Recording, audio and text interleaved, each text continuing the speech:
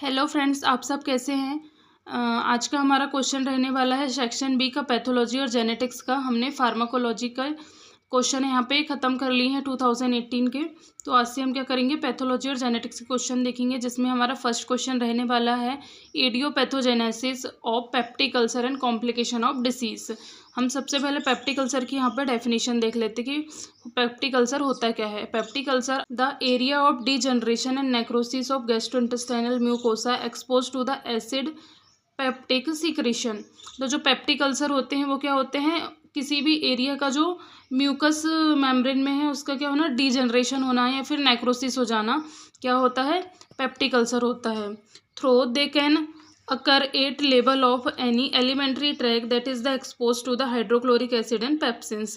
ये किसके कारण कॉज होते हैं, एलिमेंट्री कैनाल में जब हाइड्रोक्लोरिक एसिड एक्सपोज होता है तो उस टाइम में ये होने के हमारे चांसेस रहते हैं। फिर है peptic ulcer occurs in the duodenum and stomach. Peptic ulcer duodenum में भी हो सकते हैं और स्टमक में भी हो सकते हैं। They are chronic solitary lesion seen commonly in the first portion of the duodenum and the stomach. ये डिओडिनम के फर्स्ट पोर्शन में और स्टमक में हमें देखने को मिलते हैं।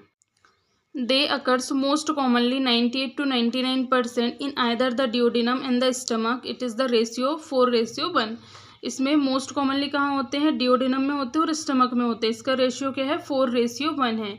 Each of the two main types में बी एक्यूट एंड क्रॉनिक। इसके दो टाइप्स होते हैं पेप्टिक अल्सर के, एक होता है एक्यूट, एक होता है क्रॉनिक। अब हम देख लेते हैं acute peptic ulcer. They are the multiple small mucosal erosion seen most commonly in the stomach but occasionally involving the duodenum. जो एक्यूट पेप्टिक अल्सर होता है वो स्मॉल म्यूकोसल इरेजन होता है, मतलब छोटा साइज का होता है। और फिर क्या होता है, इसमें ज़्यादातर ये हमें स्टमक में देखने को मिलता है और कभी कभी ये डिओडिनम में भी हो जाता है। अब हम एक्यूट पेप्टिक अल्सर की एटियोलॉजी देख लेते हैं। These ulcer occurs following the severe stress and cause are the following. Psychological stress के कारण हो सकता है, physiological stress as the following, shock के कारण हो सकता है, सीवियर ट्रॉमा के कारण हो सकता है, सेप्टिसिंग में एक्सेसिव बर्न। फिर है यहाँ पे क्या है, intracranial lesion, drug intake, local irritant, जैसे एग्जाम्पल में जाएगा अल्कोहल, स्मोकिंग, कॉफ़ी, इसके कारण भी ये हो सकता है। अब हम इसकी पैथोजेनेसिस देख लेते हैं, क्या इसकी पैथोजेनेसिस होती है। The possible hypothesis of genesis of stress ulcer R S under. ये क्या होते हैं, स्ट्रेस के कारण होते हैं। फिर है ischemic hypoxic injury to the mucosal cell. इसमें क्या होती है, जो म्यूकोसल सेल होती है इसमें क्या हो जाती है, इंजरी हो जाती है। Depletion of gastric mucus barrier rendering the mucosa susceptible to attack by acid peptic secretion. ये हमारी क्या है, पैथोजेनेसिस है एक्यूट पेप्टिक अल्सर की। अब हम पैथोलॉजिकल चेंजेस देख लेते हैं पेप्टिक अल्सर के। इसमें हम पहले ग्रॉस एक्टिविटी देखते हैं। इसमें आ जाएगा acute stress ulcer are the multiple more than 3 ulcer in 75% of cases. फिर है they are the more common anywhere in the stomach following in decreasing frequency by occurrence in the first part of duodenum. फिर आ जाएगा they may be oval and circular in shape usually less than 1 centimetre in diameter. इसमें क्या है, जो ulcers हैं वो 75% cases में कैसे होते हैं, एक्यूट स्ट्रेस अल्सर होते हैं, मल्टीपल होते हैं, मतलब बहुत सारे होते हैं। और इनका जो साइज शेप होता है वो क्या होता है, बहुत छोटा होता है, 1 सेंटीमीटर से भी कम इनका डायमीटर होता है। अब हम इसकी माइक्रोस्कोपिक देख लेते हैं।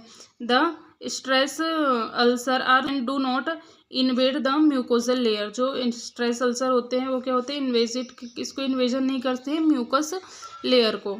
फिर आ जाएगा द मार्जिन एंड वेस में show some inflammatory reaction depending upon the duration of the ulcer. इसमें जहाँ पे अल्सर बनता है उसके आइट साइड में क्या होती है, इन्फ्लामेशन हो जाता है, तो मतलब हमें इन्फ्लामेशन भी यहाँ पे उसकी मार्जिन में देखने को मिलता है। The ulcer you commonly heal by the complete re epithelialization without leaving any scars. हम इसके कॉम्प्लिकेशन देख लेते हैं। कॉम्प्लिकेशन में आ जाएगा हेमरेज हो सकता है, परफोरेशन भी हो सकता है। Chronic peptic ulcer, gastric and duodenal ulcer, the two main forms of peptic ulcer disease of the upper GI tract in which the acid pepsin secretion and implicated in their pathogenesis. जो peptic ulcer होते हैं वो क्या होते हैं, upper GI tract में होते हैं।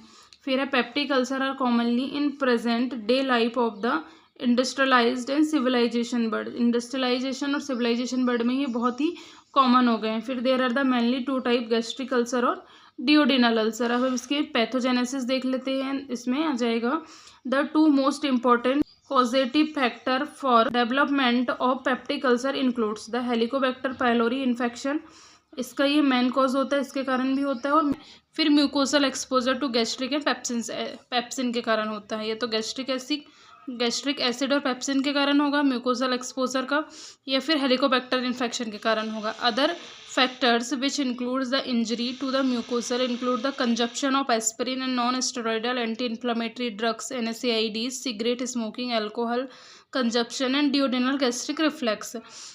इन दो कॉज के अलावा भी और कॉज इफेक्ट करते हैं किसको, अल्सर्स को। वो क्या क्या हैं, या तो एस्पिरिन है, अगर हम बहुत ज़्यादा मात्रा में एस्पिरिन लेते हैं तो उसके कारण भी होते हैं, NSAID ड्रग के कारण होते हैं, और सिगरेट स्मोकिंग, अल्कोहल या फिर डियोडिनल रिफ्लेक्स, ये सब के भी कारण बनते हैं पेप्टिक अल्सर के। फिर आ जाएगा there are the certain mucosal defensive forces which prevent the development of peptic ulcer, this include surface mucus secretion. फिर आ जाएगा बाइकार्बोनेट सिक्रेशन इन म्यूकस।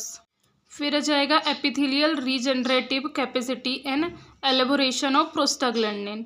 फिर हम इसकी ग्रोस मॉर्फोलॉजी देख लेते हैं, जिसमें आ जाएगा the ulcers are round, sharply demarcated, punched out, create approximately 2 to 4 centimetre in diameter. इनका डायमीटर कितना होता है, 2 to 4 होता है, राउंड होता है, शार्पली डिमार्केटेड होते हैं। फिर इनका लोकेशन कहाँ होता है, एंटीरियर और पोस्टीरियर वॉल में होता है, फर्स्ट पार्ट ऑफ द डियोडिनम, और लेसर कर्वेचर में होता है, स्टमक का जो लेसर कर्वेचर होता है उसमें होता है, और margin of the ulcer in the oedematous and the surrounding mucus found में रेडिएशन।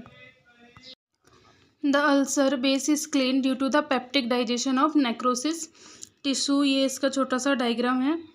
यहाँ पे आप जैसे देख सकते हैं, इसमें क्या है, ग्रेन्युलेशन टिश्यूज यहाँ पे हैं, फाइब्रोसिस हो रहा है, यहाँ पे ये इन्फ्लामेशन हो गया है, डायब्रिस और नेक्रोसिस यहाँ पे हो रहा है। अब हम इसकी माइक्रोस्कोपिक देख लेते हैं। 4 zones are identify on microscopic the base consisting of a thin layer of necrosis debris. फिर आ जाएगा zone of active non specific inflammation infiltration. Third आ जाएगा ग्रेन्युलेशन टिश्यू होते हैं। फोर्थ आ जाएगा फाइब्रस एंड कोलेजिनस स्कार्स होते हैं।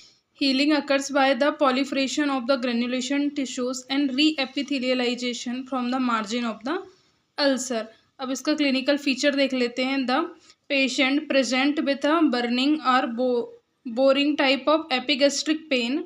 इसमें क्या होता है, बर्निंग जैसा और boring type of epigastric pain होता है, specially 1 to 3 hours after meal, मतलब खाना खाने के 1 से 3 घंटे के बाद में। The pain is relieve by the alkaline. Other symptoms include the nausea, bloating, belching and loss of weight. हम इसके कॉम्प्लिकेशन देख लेते हैं। इसमें क्या होता है, ब्लीडिंग होती है, इन द कॉमनेस्ट कॉम्प्लिकेशन होता है, ये लाइफ थ्रेटनिंग भी हो सकता है ब्लीडिंग।